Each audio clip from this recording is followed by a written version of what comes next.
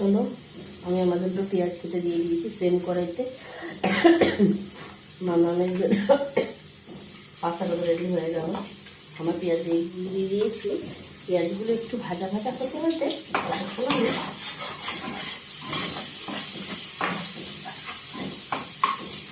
ঠিক করে ঘরের থেকে কিন্তু লঙ্কা নিয়েছি। ভাজা খাবো আর একটু কাঁচা লঙ্কা নেব না, তাই কি কখনো হয়? একদম হয় না। লঙ্কাও ভালো করে কুচি কুচি কুচি কুচি করে দিয়ে দিচ্ছি।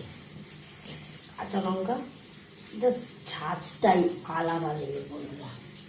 আর তোমরা যদি আগের দিনের বেঁচে যাওয়া ভাত খাও, ভাত খেয়ে একটুখানি জিরে একটু ফোড়নে দেবে, জাস্ট ওয়াও লাগবে।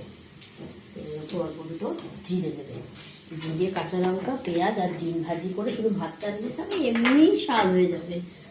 আর যদি সাথে একটু বিনস আলু ক্যাপসিকাম দেওয়া যায় তাহলে তো আর কোনো কথাই নেই। কিন্তু আমার ভেজিটেবলস কাটা নেই, আমি এখন আর কাটতে আর বসবো না, টাইম ওয়েস্ট করবো না। এখন আমার ভালোটা হয়ে গিয়ে আমি দুপুরের জন্য শাকটা কেটে নিতে পারবো। আর শাকটা কেটে নেবো আর কুমড়ো দিয়ে উচ্ছে দিয়ে কুমড়ো দিয়ে একটা ভাজা ভাজা করবো। পাতলি করে ভাজা ভাজা না, একটু মাখা মাখা। উচ্ছেটাকে লবণ দিয়ে মাখিয়ে রাখবো কিছুক্ষণ। দুটো ভাতটা কেটে গেলে ওটাকে ভেজে তুলে রাখবো। তারপরে সেই তেলে একটুখানি কুমড়ো ভেজে নেবো, কুমড়োটা ভেজে তুলে রাখবো।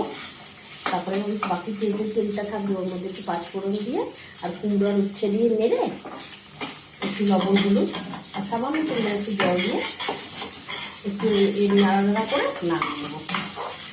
আর আমি চিংড়ি মাছ দেবো, যারা চিংড়ি মাছ দেবে না তারা দেবে না। চিংড়ি মাছটা ভেজে তুলে রাখতে হবে।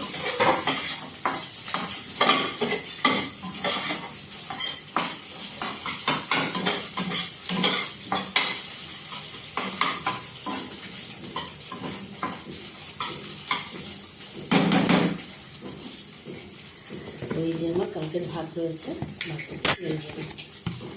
এই যে